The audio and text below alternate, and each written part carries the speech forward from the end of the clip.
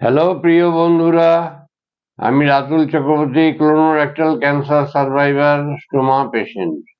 তো বন্ধুরা, বেশ কিছুদিন ধরে আপনাদের সাথে আমি ভিডিও শেয়ার করে আসছি। আমি ক্লোনো ক্যান্সার, রেকটাম ক্যান্সার এই বিষয়ে আমার ভিডিও, আমি এর আগে প্রচুর ভিডিও আপনাদের সাথে শেয়ার করেছিলাম, কিন্তু সেগুলো টেকনিক্যাল কোনো ফল্টে আমার নষ্ট হয়ে যায়। তারপরেও আমি বসে রাখিনি, আমি পরপর ভিডিও করে যাচ্ছি। আমার ইউটিউবে চ্যানেল রয়েছে, ক্যান্সার সার্ভাইভার রাতুল। ওখানে গেলে আমার সব ভিডিও দেখতে পারবেন, যদিও ওটা হিন্দিতে। আমি চিন্তা করলাম যে আমাদের প্রচুর বাঙালি, বিশেষ করে আমাদের এই হাবড়াতে, কালকেও একজনের খবর পেলাম, কলকাতা থেকে আমাকে একজন बोलो दा अंकल जी, ऐसा आप लोग का हावड़ा में रहते हैं वहीदुल इस्लाम, उनका फोन नंबर दे रहा है, आप उनका मदद कीजिए। তো আমি ঠিক আছে, তা ফোনটার নাম্বারটা হয়তো ভুল ছিল, নাম্বারটা পেলাম না, ওনাকে পেলাম না। হ্যাঁ, প্রচুর পেশেন্ট আমাদের হাবড়াতেই আছে, কিন্তু কেউ লজ্জায় বলতে চায় না। সে যাই হোক, সেটা আগেও বলেছি আপনাদের। এখন এই পেশেন্ট, আমাদের তো প্রচুর খরচা হয়েছে।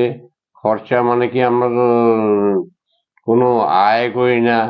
এমনকি আমি 65 বছর বয়স হয়ে গেছে আমার, আমি বৃদ্ধ যে একটা ভাতা পায় 1000 টাকা করে দিত সরকার, সেটা অবধি আমি পাই না আজ অবধি। যাই হোক, সেসব কথা। পরিবারের যতটুকু সামর্থ্য ছিল আমাকে হেল্প করে আমাকে বাঁচিয়ে রেখেছে। আজকে এত তো টাকা কারণ নেই, কারণ লকডাউন পিরিয়ডে আমার যখন হয়, আমার বাড়ির থেকে যাতায়াত করা কলকাতাতে, আমাদের হাবড়া বারাসাত অঞ্চলে একটা এমআরআই অবধি হয় না। এরকম একটা জায়গায় আমরা বাস করি, আমাদের যেতে হয় কলকাতায়। তা যাতায়াতে আমার 2500 টাকা করে আমার গাড়ি ভাড়া লেগে যেত তখন। করোনা করোনার পিরিয়ডে ট্রেন বাস বন্ধ। আমার ভিডিও করার উদ্দেশ্য এই একটাই, যে কি পরিস্থিতির মধ্যে আমার দিন কেটেছে, কি অবস্থা হয়েছিল আপনাদের দেখিয়েছি। আগেও দেখেছেন, আমার ফটোও দেখেছেন।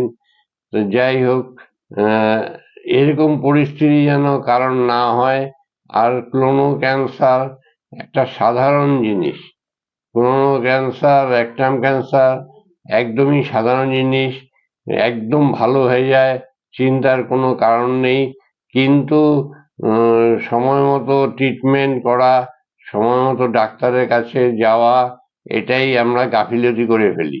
আমাদের অস্ত্র হয়েছে বলে আমরা সময় নষ্ট করি। আর আজে বাজে ডাক্তার, চান্সি ডাক্তার।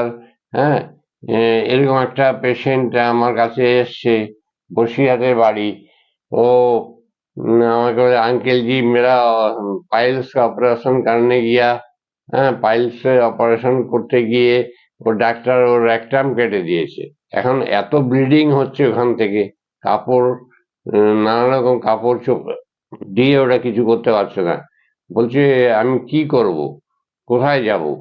তাই আমি বললাম ওনাকে যে আপনার এখন উচিত একজন বড় সার্জেনের কাছে যাওয়া। উনি এটাকে অপারেশন করে হোক বা যাই হোক, উনি ভালো বুঝবেন। যদি প্রয়োজন হয় একটা স্টোমার পেটের মধ্যে তৈরি করে আপাতত আপনার জীবনটাকে বাঁচানোর। আমাদের ভারতবর্ষের বাইরেও প্রচুর মানুষ রয়েছে যাদের পেটে এরকম স্টোমা করা আছে, স্টোমার মধ্যে ব্যাগ লাগানো থাকে, তাতে আমাদের পটিটা কালেক্ট হয়। তা এইভাবে মানুষ দীর্ঘদিন বেঁচে থাকতে পারে, সমস্ত কাজকর্ম করতে পারে, কোনো অসুবিধা হয় না। এই নিয়ে কোনো ভয়ের ব্যাপার নেই। প্রথম খুবই ভয় লাগে, খুবই আমার ওপর লেগেছিল, কিন্তু পরে এখন আস্তে আস্তে জীবনের সাথে সাথে সব কিছু সহ্য হয়ে যায়, সব কিছু অভ্যাস হয়ে যায়, কোনো কিছুর অসুবিধা হয় না। তো প্রিয় বন্ধুরা, এইভাবে প্রায়ই আমি আপনাদের কাছে আসব, এবং আমার জীবন নিয়ে এই ক্যান্সারের সাথে লড়াই করে কি করে চলছি বা কিভাবে ভালো আছি সুস্থ আছি এসব ব্যাপারে সব কিছুই আপনাদের সাথে শেয়ার করব। তো বন্ধুরা, আজ এখানে শেষ করছি। আগামী ভিডিওতে আগামী দিনে আবার আপনাদের সাথে দেখা হচ্ছে। ততদিন ভালো থাকবেন, সুস্থ থাকবেন। নমস্কার, জয় হিন্দ।